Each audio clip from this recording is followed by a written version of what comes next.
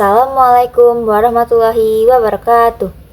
Perkenalkan, nama saya Nur Aulia Dewi. Saya dari kelas 1A program studi D3 Administrasi Logistik.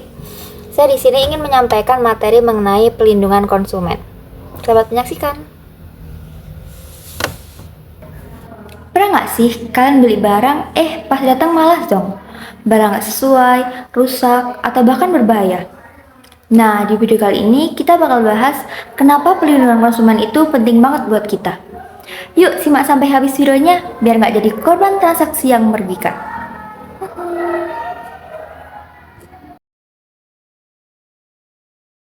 Nah, jadi pelindungan konsumen itu apa sih? Pelindungan konsumen adalah segala bentuk upaya yang dilakukan untuk memberikan rasa aman, nyaman, dan adil kepada kita sebagai konsumen dalam mengonsumsi barang atau jasa. Tujuannya apa? Supaya kita sebagai konsumen mendapatkan haknya dan pelaku usaha tetap bertanggung jawab. Ada 5 asas penting nih yang menjadi dasar pelindungan konsumen di Indonesia. Yang pertama, asas manfaat. Semua pihak harus merasakan manfaatnya, baik konsumen maupun pelaku usaha. Yang kedua, asas keadilan. Perlindungan yang diberikan harus diberikan secara adil untuk semuanya. Yang ketiga, asas keseimbangan. Hak dan kewajiban harus seimbang. Yang keempat, asas keamanan. Barang atau jasa harus aman dan tidak berbahaya.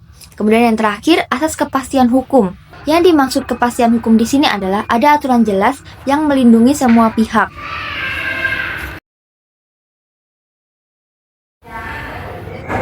Nah, sebagai konsumen kita itu punya hak loh.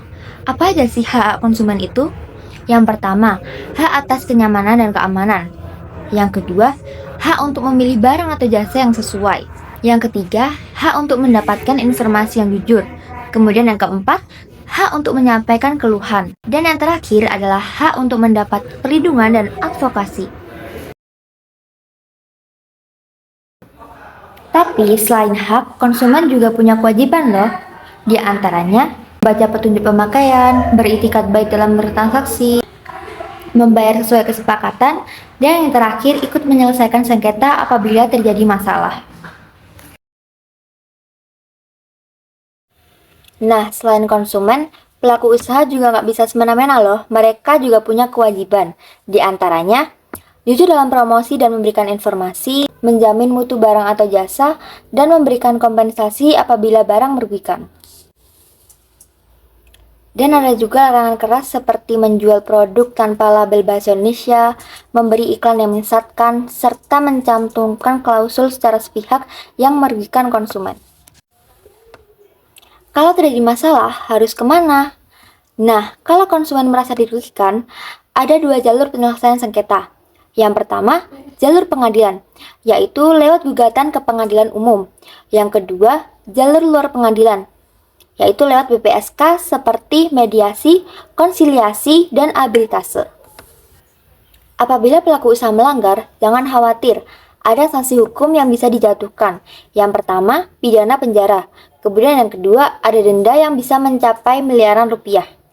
Sanksi ini diatur dalam Undang-Undang Perlindungan Konsumen. Jadi, pelindungan hukum yang kita punya itu nyata dan kuat. Jadi, jangan ragu buat memperjuangkan hak kamu sebagai konsumen. Baca label, simpan bukti transaksi, dan laporkan jika ada penyimpangan. Mari jadi konsumen yang cerdas dan dorong pelaku usaha untuk selalu bertanggung jawab dan jujur. Sekian dari saya mengenai materi perlindungan konsumen. Apabila ada kesalahan, mohon dimaafkan. Wassalamualaikum warahmatullahi wabarakatuh. Jangan lupa subscribe, like, dan share ya, biar nggak ketinggalan info penting lainnya. Sampai jumpa.